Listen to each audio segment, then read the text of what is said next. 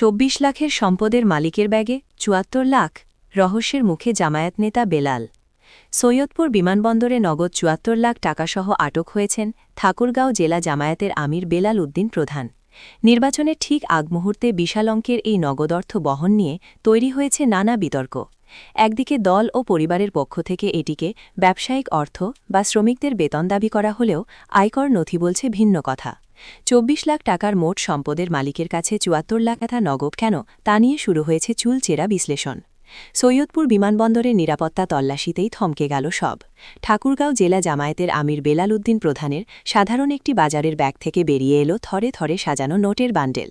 গুনতে গিয়ে দেখা গেল অঙ্কটা নেহাত কম নয়, পুরো ৭৪ লাখ টাকা।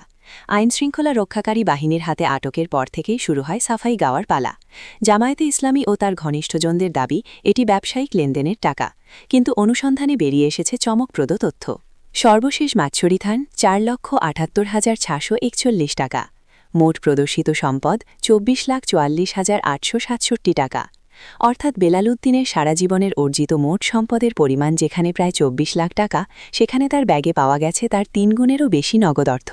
প্রশ্ন উঠেছে, যার বার্ষিক আয় ৫ লাখ টাকার নিচে তিনি কিভাবে বাজারের ব্যাগে ৭৪ লাখ টাকা নিয়ে বিমানে ভ্রমণ করেন? তবে ২৪ লাখের সম্পদের মালিকের ৭৪ লাখ টাকা বহনের রহস্য এখন টক অফ দ্য কান্ট্রি।